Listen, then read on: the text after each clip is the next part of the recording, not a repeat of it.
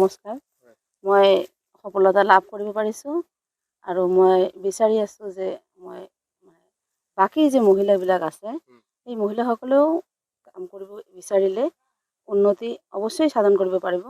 বহুত লাভ আছে ইয়াৰ কাঠফুলাত আৰু কামটো কৰি খুবেই আনন্দিত হৈছোঁ।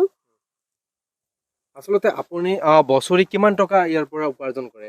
বছৰি কমেও 2 লাখ টকা ইনকাম কৰিব পাৰি আৰু মানে পুষ্টিকৰ খাবাৰ এইটো খোৱা বস্তু ইয়াত আমি নিজে নিজৰ পৰিয়ালখিনিক পুষ্টিকৰ আহাৰ দিব পাৰোঁ আৰু টোটালি অৰ্গেনিক হয় আৰু আমি আমাৰ সমাজৰ মানুহকো অৰ্গেনিক পুষ্টিকৰ খোৱা বস্তু দিলে মানে যোগান ধৰিব পাৰিছোঁ। এইটো এই লক্ষ্য লৈ এই কামটো আৰম্ভ কৰিছোঁ আৰু ভাল ফল পাইছোঁ।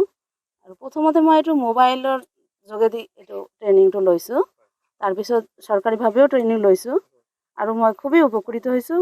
খুব লাভজনক খেতি আৰু মহিলাসকলৰ বাবে খুবেই ভাল। আৰু কিমান প্ৰতি কিলো কিমান টকাকৈ বিক্ৰী কৰি আহিছে আপোনালোকে? 120 টকাকৈ আমি বিক্ৰী কৰি আছোঁ প্ৰতি কিলো আৰু চাহিদাটো বহুত বেছি। চাহিদা হিচাপে আমি মানে যোগান ধৰিব পৰা নাই। মই মহিলাসকলক অনুৰোধ কৰিম এইটো ব্যৱসায় আৰম্ভ কৰিলে খুবেই ভাল হ'ব।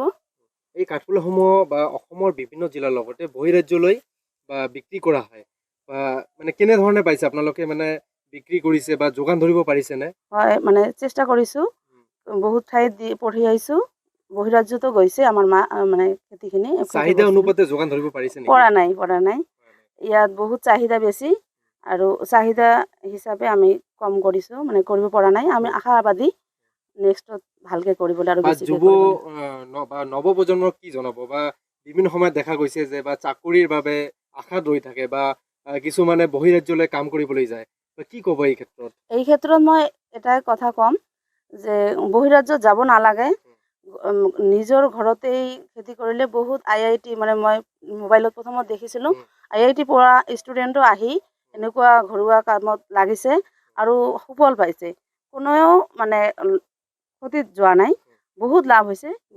মানে এইটোৱে কৰিলে আৰু কি, ঘৰত যিবিলাক কাম আছে নিজৰ গাঁৱতে বহুত কাম আছে, এইটো কৰিলে বহিৰাজ্যত যাব নালাগে।